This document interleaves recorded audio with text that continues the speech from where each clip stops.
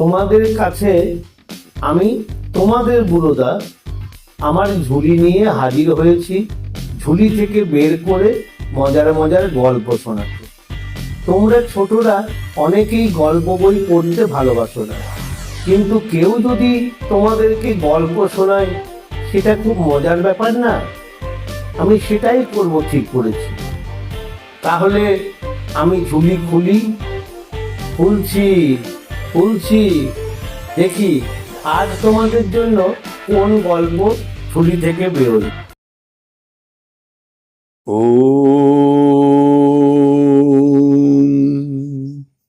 নমঃ শ্রীয়তিরাজায় বিবেকানন্দ সুরয়ে সচ্চিৎ সুখ স্বরূপায় স্বামিনে তাপহারিণে স্বামিনে তাপহারিণে। নমস্কার। প্রত্যেক মানুষের মধ্যেই রয়েছে বিরাট প্রতিভা ও সম্ভাবনা, কিন্তু সেগুলি সুপ্ত থেকে যায় আত্মবিশ্বাসের অভাবে। সুপ্ত সম্ভাবনার বিকাশ সাধনে মনুষ্য জীবনের সার্থকতা। বর্তমান যুগে সকল মানুষের উপর অগাধ বিশ্বাস ছিল স্বামী বিবেকানন্দের।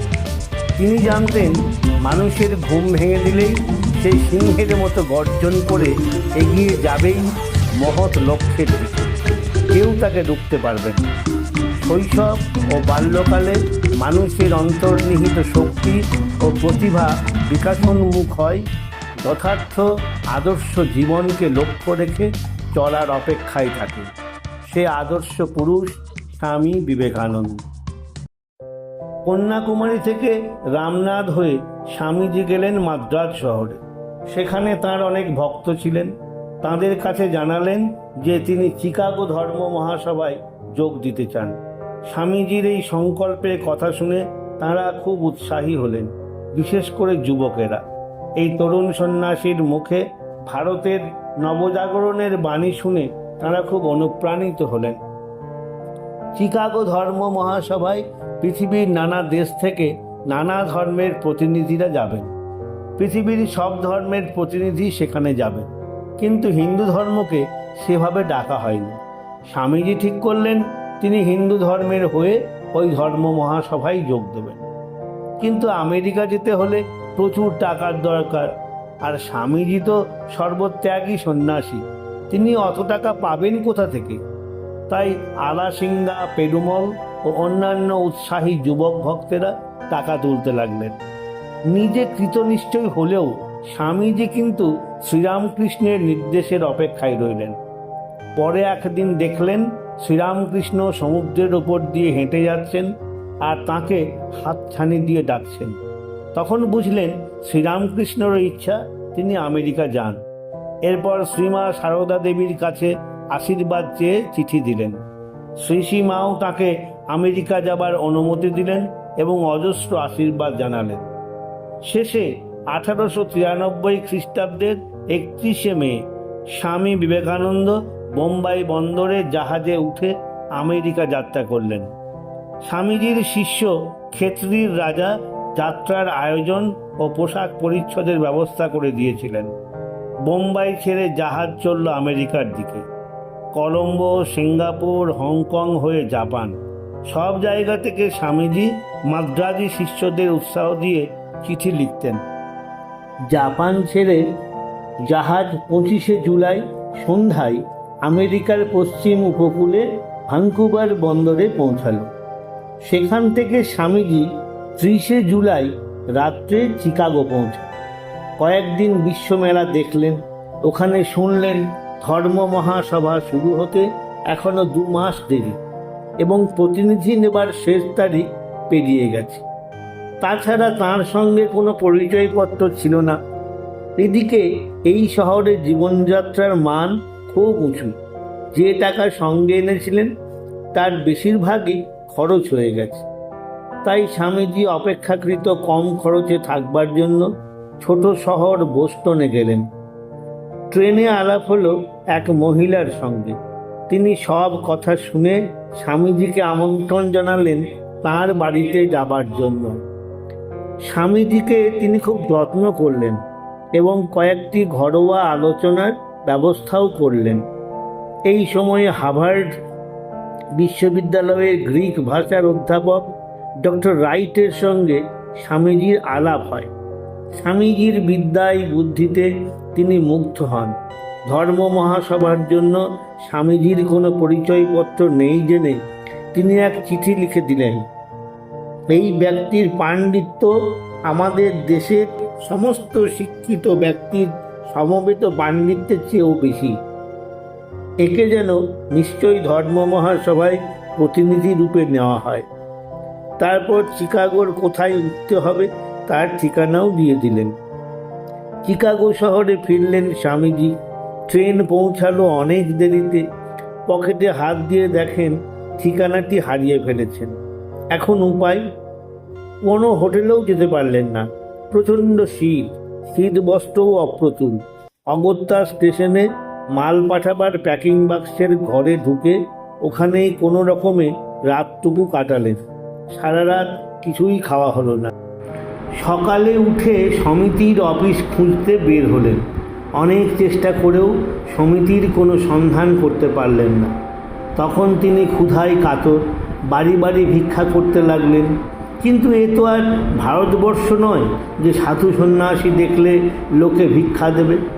ময়লা পোশাক, কালো রং ও ক্লান্ত চেহারা দেখে তাকে তারা তাড়িয়ে দিল। কয়েক জায়গায় অপমানিত হতে হলো। পেটে কিছু নেই, শরীরে নেই কোনো বল, আর চলতেও পারছেন না। শেষে খুব ক্লান্ত হয়ে রাস্তার এক পাশে ফুটপাতের উপরেই বসে পড়লেন। ঠিক সেই সময় রাস্তার উল্টো দিকে একটি বাড়ির দরজা খুলে গেল। একজন সহৃদয়া মহিলা বাইরে এসে স্বামীজিকে জিজ্ঞাসা করলেন, মহাশয়, আপনি কি ধর্ম মহাসভার প্রতিনিধি? স্বামীজি যেন অকুলে কুল পেলেন। তিনি নিজ বিপদের কথা সব খুলে বললেন। অমনি সেই মহিলা তাকে সঙ্গে করে নিজের বাড়িতে নিয়ে গেলেন। স্বামীজির থাকা খাওয়ার ব্যবস্থা করলেন, আর তিনি বলে রাখলেন যে খাওয়া দাওয়ার পর স্বামীজিকে নিয়ে তিনি নিজে ধর্ম মহাসভার অফিসে যাবেন। স্বামীজির হৃদয় বিস্ময় ও কৃতজ্ঞতায় ভরে গেল। ওই মহিলার নাম মিসেস হেল। তাঁর স্বামীর নাম জর্জ ডব্লিউ হেল। সেদিন থেকে তাঁরা দুজনে এবং তাঁদের মেয়েরা স্বামীজির নিকট আত্মীয়ে পরিণত হলেন। মিস্টার এবং মিসেস হেল ছিলেন খুব ধর্মপ্রাণ। তাই স্বামীজি তাঁদের বলতেন ফাদার পোপ, পোপ বাবা, ও মাদার চার্চ, মা গির্জা। খাওয়া দাওয়ার পর মিসেস হেল স্বামীজিকে নিয়ে গেলেন ধর্ম মহাসভার অফিসে। স্বামীজি অধ্যাপক রাইটের পরিচয়পত্র দেখালেন। তারপর মহাসভায় হিন্দু ধর্মের প্রতিনিধি রূপে যোগ দেওয়ার সমস্ত ব্যবস্থা হয়ে গেল। তার আবাসও ঠিক হলো 262 নম্বর মিশিগান অ্যাভিনিউয়ে, জে.বি. লায়নের বাড়ি। 1893 খ্রিস্টাব্দে 11ই সেপ্টেম্বর চিকাগোর কলম্বাস হলে ধর্ম মহাসভার উদ্বোধন হল। বিরাট মঞ্চ, তার উপর বসেছেন পৃথিবীর বিভিন্ন দেশ থেকে আসা বিভিন্ন ধর্মের প্রতিনিধিরা। খ্রিস্ট ধর্মের প্রতিনিধি তো ছিলেনই, আর ছিলেন ইহুদি, কনফিউশিয়াস, ইসলাম, হিন্দু, জৈন, বৌদ্ধ প্রভৃতি ধর্মের প্রতিনিধিগণ। সামনে প্রায় 7,000 আমেরিকার বাছা বাছা শিক্ষিত নরনারী। মহাসভার কাজ শুরু হলো। এক একজন করে প্রতিনিধিদের পরিচয় দেওয়া হলো। তাঁরাও নিজেদের বক্তব্য রাখলেন। আর স্বামীজি পরে তিনি লিখেছেন, আর আমি যে জীবনে কখনো সাধারণের সামনে বক্তৃতা করেনি, সেই সবাই বক্তৃতা করবে। আমার বুক দূর করছিল ও জিভ শুকিয়ে যাচ্ছে। সকলেই বক্তৃতা তৈরি করে এনেছিলেন। আমি নির্বোধ, আমি কিছুই প্রস্তুত করিনি। আমি দেবী সরস্বতীকে প্রণাম করে এগিয়ে গেলাম। স্বামীজি উঠে দাঁড়ালেন, মাথায় পাগড়ি, গায়ে গেরুয়া পোশাক, শরীরে দিব্য জ্যোতি। স্বামীজির বয়স তখন মাত্র 3। প্রথমেই তিনি আমেরিকাবাসী ভগ্নী ও ভ্রাতাগণ বলে সম্বোধন করলেন। অমনি সারা হল আনন্দে মেতে উঠল। 2 মিনিট ধরে হাততালির ঝড় হয়ে গেল। চারিদিকে তুমুল হর্ষধ্বনি।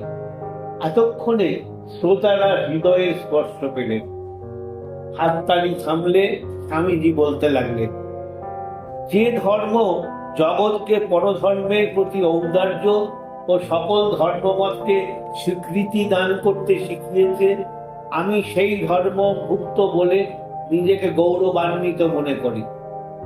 সাম্প্রদায়িকতা, সংকীর্ণতা ও তার বিষময় ফল ধর্মোন্মত্ততা এই সুন্দর পৃথিবীকে বহুকাল ধরে গ্রাস করে রেখেছে। তবে এগুলির মৃত্যুকাল উপস্থিত। আমার আকুল প্রার্থনা, ধর্ম মহাসভার সম্মানার্থে আজ প্রভাতে যে ঘণ্টার ধ্বনি হল, তা যেন সকল প্রকার ধর্মোন্মত্ততার নিধন বার্তা ঘোষণা করে।